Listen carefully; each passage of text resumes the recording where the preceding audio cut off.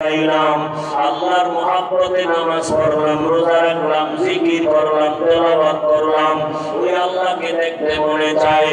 আমার আল্লাহ ঘোষণা দিবেন, ফেরেশতারা সুন্দর একটা স্টেজ বানাও, নবীদের হাজির করো, ধাক্কা দিতে ঘোষণা দিয়ে দাও, আজ আমি আমার আশিকদেরকে নূরের পর্দা উঠাইয়া আমি আমার মাওলার মহব্বতের আশিকদের সাথে মোলাকাত দিব।